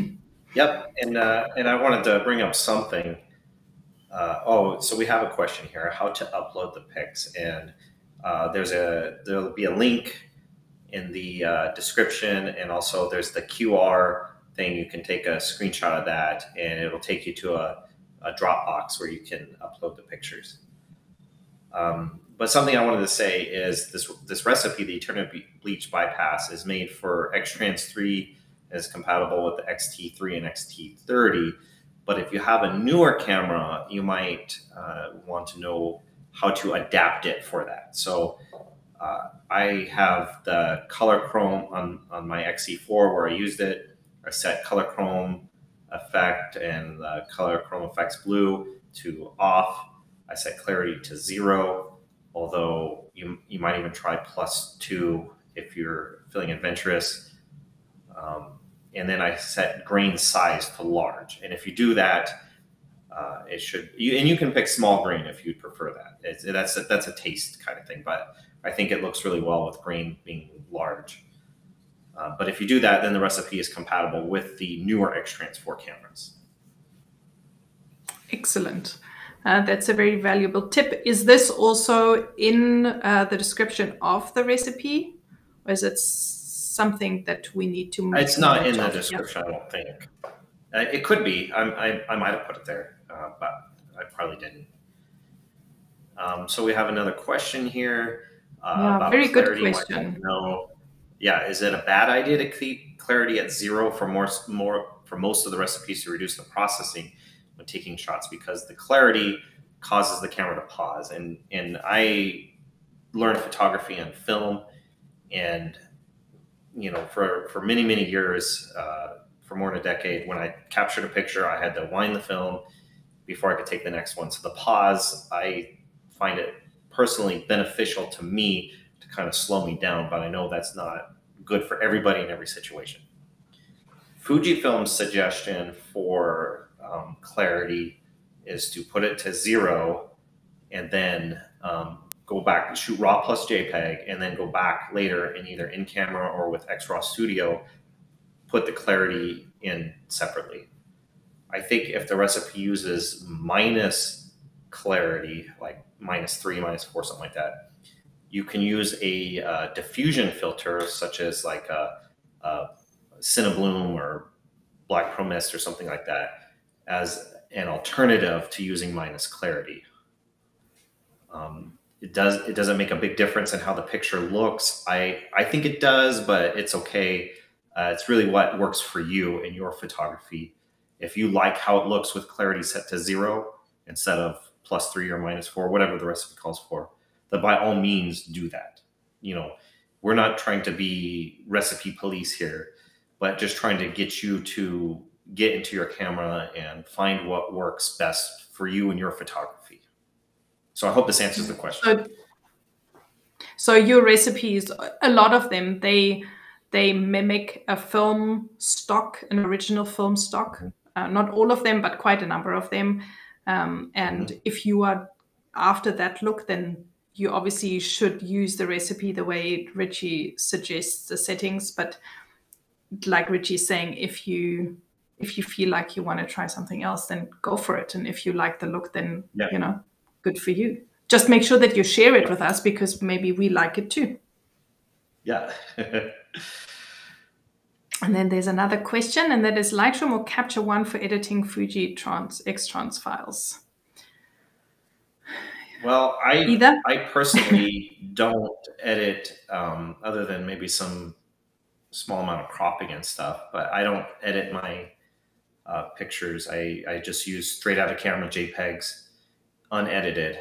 And I used to edit RAW files for a while, and it took up a lot of my time and that kind of stuff. And that's where a lot of this whole thing came from, was me finding ways to simplify my workflow and save time and that kind of stuff. And Fujifilm cameras are great for that.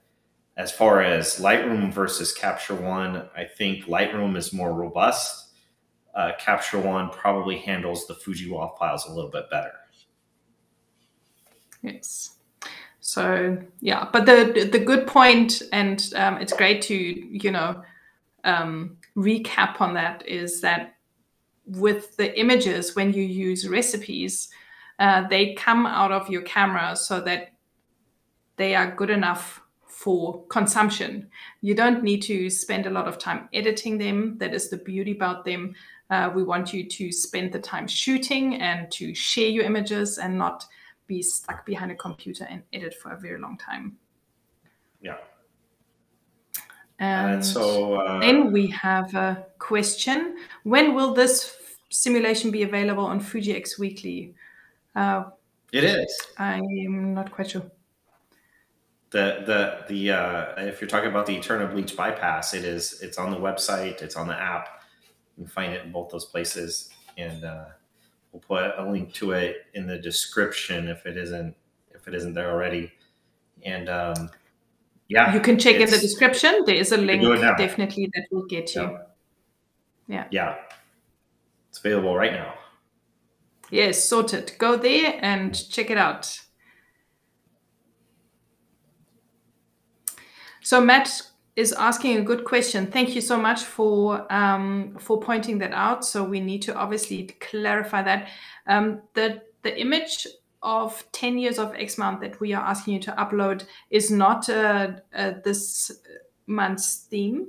What we are looking for is one of the first or your early images that you took on your first Fujifilm camera that either, assured you that the camera that you got is like, yes, you made the right decision. You love how the image looks. I'm happy that I, am now shooting Fujifilm, or, oh my gosh, I can't believe that I got this out of the Fujifilm camera, or the very first image that you took, or whatever it is that, in the beginning of your Fujifilm journey, made you, put a smile on your face, or let you, take a jump or a leap or whatever it is. Just, a special kind of an image. We would love to see those. So our hashtag 10 years X-Mount and Fujifilm's hashtag 10 years X-Mount are two separate things. The reason why we are using this hashtag is so that you put this in the file name, so that it is clear for us when we see the files that you upload that this is the one for that submission, and the other ones are then for this month shot in Eterna Bleach Bypass. I hope that clarifies this a little bit better.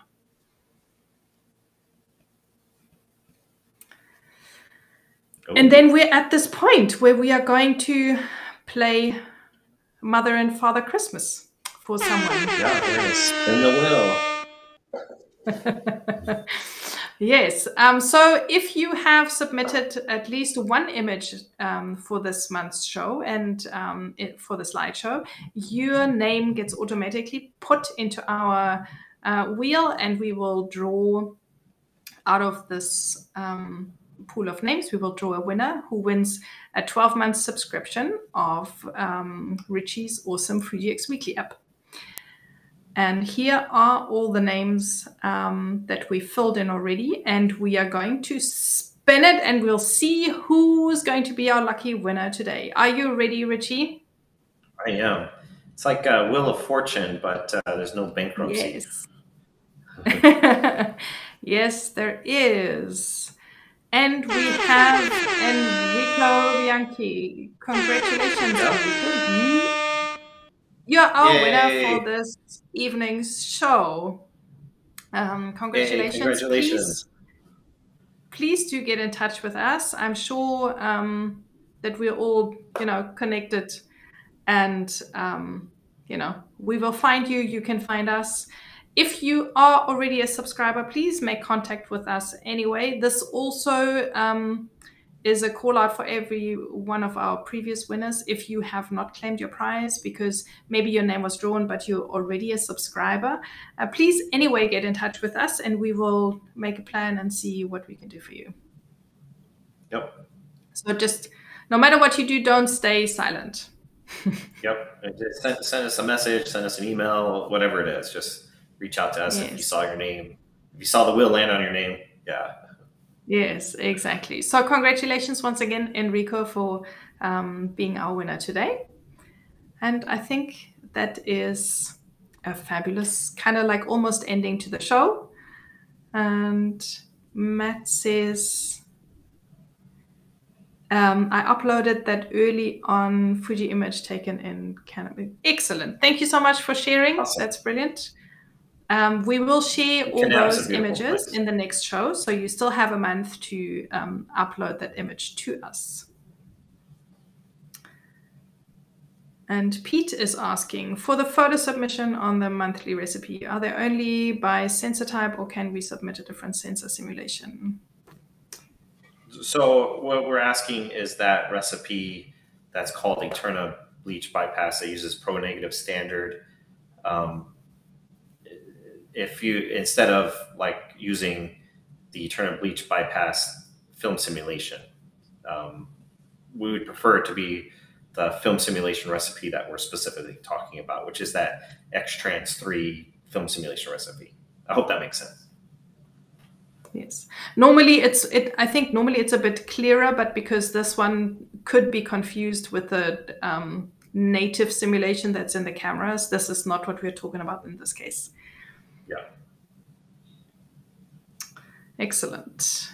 And then we have another question. Do you have an aspect ratio preference for submissions? I shoot a lot in 16:9 and CinemaScope. Excellent. Thank you so much for asking, David. Thank you. You remind me that, yes, we would love for everyone to, show the image as big as we possibly can. So this would be in a landscape ratio. It doesn't matter whether it's 16:9 or if it's 3:2, 2:3, rather, or, even 3:4 is also fine. Like you've seen in the slideshow, we also obviously put in portraits, but we feel, I don't know how you feel about this, Ritchie, but I think the landscape photograph always, shows the image bigger. So it makes more sense if you can shoot in landscape. Yeah, I think, that's preferred, but whatever you use is fine. I think, we don't have like a specific aspect ratio that you have to use. I think our only concern is like, we want to be able to show it larger, just so that people can appreciate it. But whatever aspect ratio works for you in your photography, do that and submit it in that way, and we'll figure it out from there. Yes, thank you for asking. Mm-hmm. Hey, there you go, winner! Hey!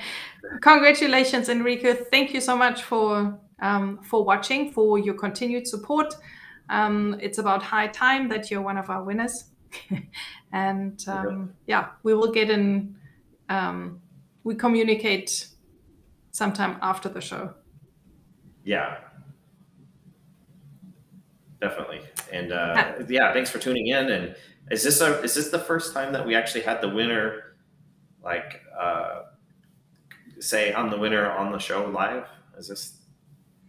Yes, I don't know if the winners have actually been watching before. I think so, but Enrico's definitely getting the first prize for proactively also saying, I'm here, hello, I've won. So thank you for that. That's very cool. Yes. Absolutely. And speaking of having someone on the show, as always, we are calling out for everyone who would like to join us as a live guest on the show. We would love to connect with you more.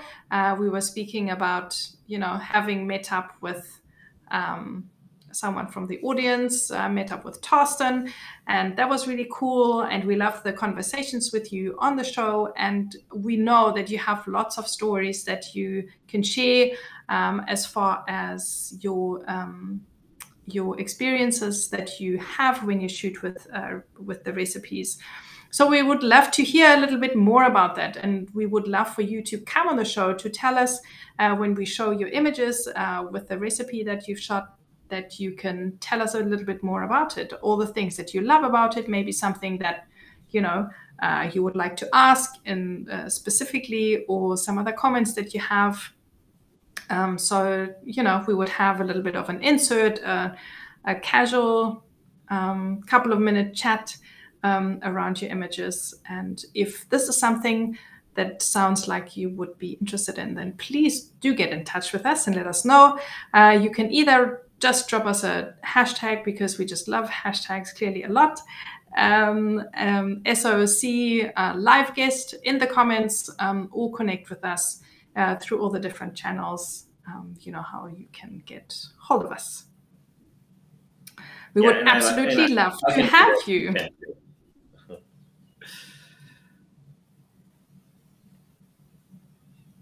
Oh yeah, that is our plan. That is our plan, to share the viewers' images as its own separate video slideshow.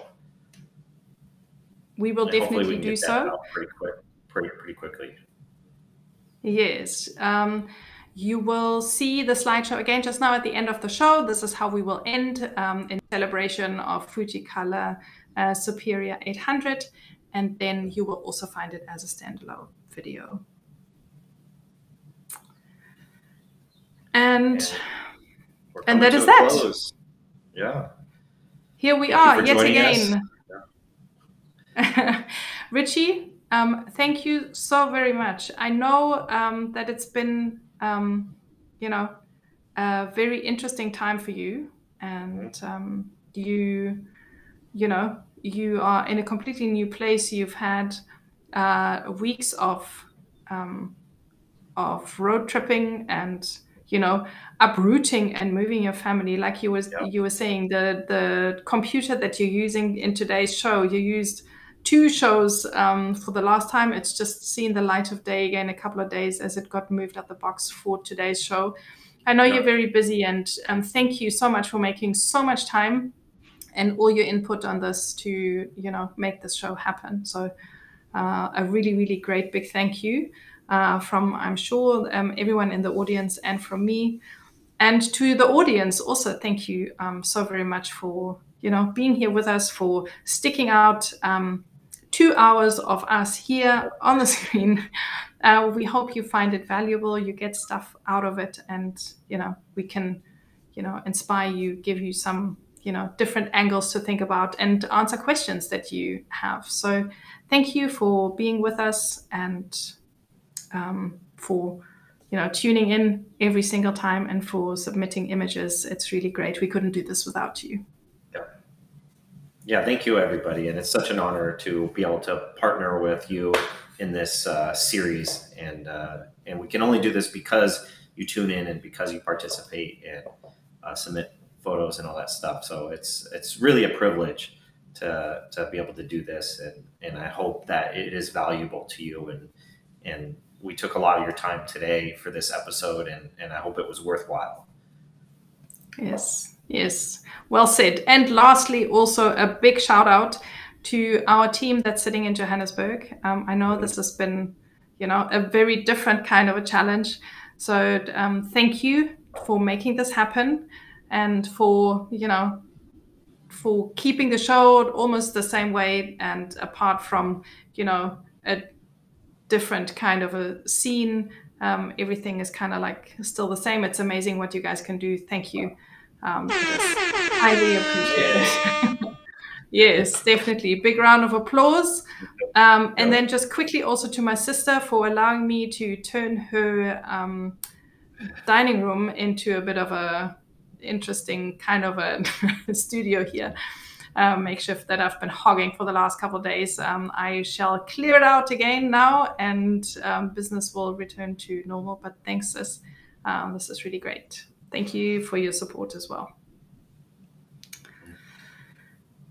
And I think that is that. This is it. We you know, I always have this issue of, you know, it's difficult for me to say goodbye. I've always had that, and I clearly still have this also in the show. And there's one last thing that I really, really want to do. Und das ist, ich möchte bitte allen, die aus Deutschland zugucken, auch vielen Dank auf Deutsch sagen, und allen von meinen Bekannten, die möglicherweise mit eingeschaltet haben, vielen Dank fürs Zugucken, und vielleicht auf ein andermal wieder mal auf Deutsch. And there we have it. Thank you. I had to get this off my chest. Yeah. Even though it feels really weird, because, you know, it's like you live in a parallel universe when you speak 2 different languages, but it is also, you know, cool that you can connect in different countries with different people. So thanks to everyone for tuning in from Germany. Thank you. Thank you, Nathalie, for putting this together. Yes, and all this thank you and everything, and me babbling away, I clearly don't have my head on straight, because next show is on the 14th of July. So please don't forget that date. Put it in your calendar, next to the 12th of July, which is the cutoff for all the uploads. So yeah, we will see you again and do it all over on the Thursday, the 14th of July. So you've got the next couple of weeks to shoot an Eterna Bleach Bypass and submit your images, and we can't wait. And yeah, it keeps on being interesting. And so I think it is time to say goodbye. I'm saying goodbye and all the thank yous we've had. It's time to go. Ritchie, goodbye. I'll see you again really soon. To everyone who's been tuning in, thank you. You have yourself a wonderful day, a good evening, or whatever time it is, wherever you're tuning in from. It's been absolutely wonderful. Oh, take care. We'll